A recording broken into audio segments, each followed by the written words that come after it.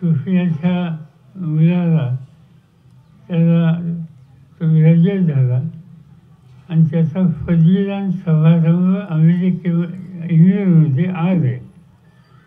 आणि त्यावेळेला त्यांची जायची तयारी नव्हती.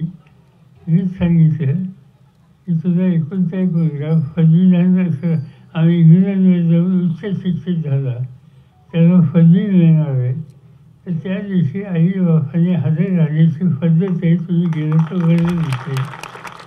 आणि त्यामुळे त्या गेल्या 2-4 दिवसात परत येतील.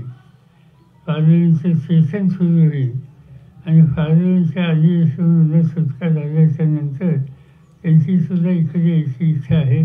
त्यासुद्धा इथे येतील आणि लक्ष घालतील. निवडणुकीच्या आधी कदाचित येऊन गेले असतील मला.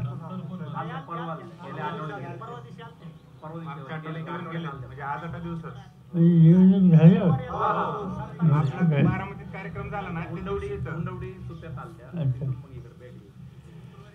तर ते जागृत सभासद त्यांचा लौकिक फार्लमीमध्ये चालला आहे.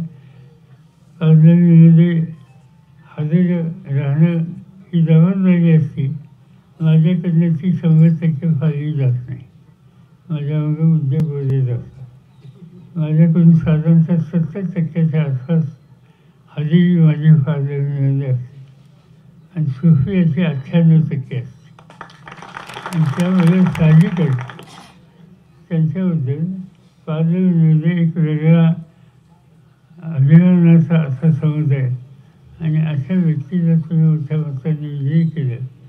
मी काल इंदापूर तालुक्यात होतो, पुरंदर तालुक्यात होतो.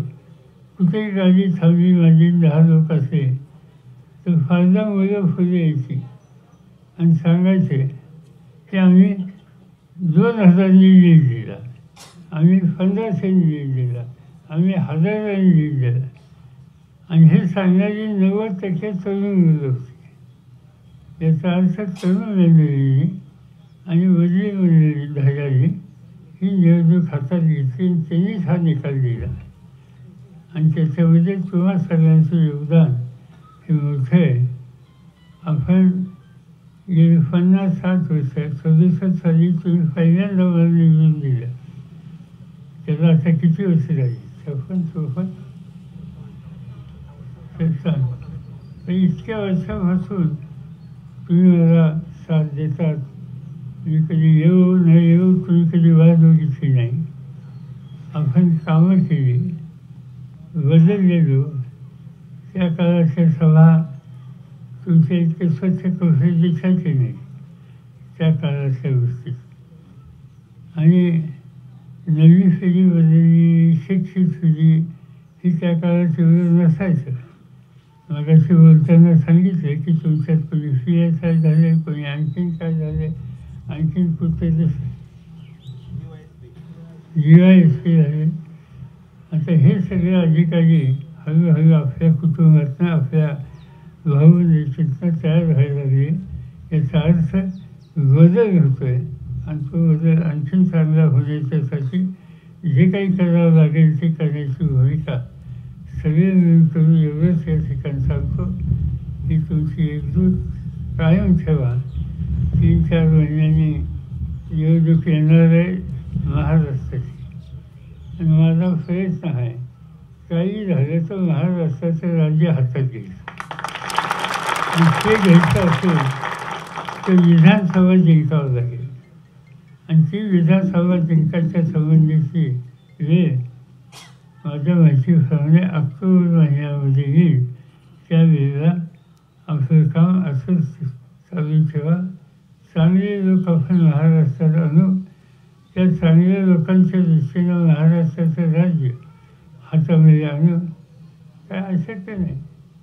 तुम्ही लोकांनी मला निवडून दिलं, कितीचा राज्य हातात होतं त्यावेळेस.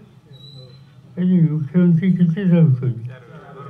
4 वेळा मुख्यमंत्री, 10 वर्ष शेती मंत्री, 2 वर्ष संरक्षण खात्याचा मंत्री.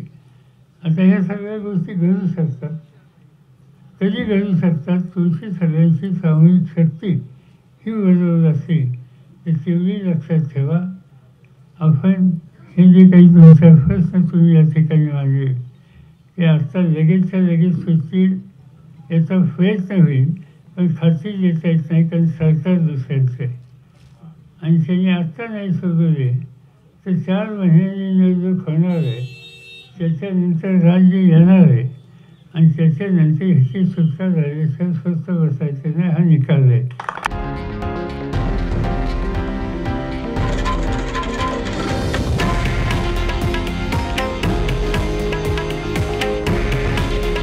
हे आहे देशातील नंबर 1 न्यूज नेटवर्क आणि आपण पाहत आहात TV9 मराठी.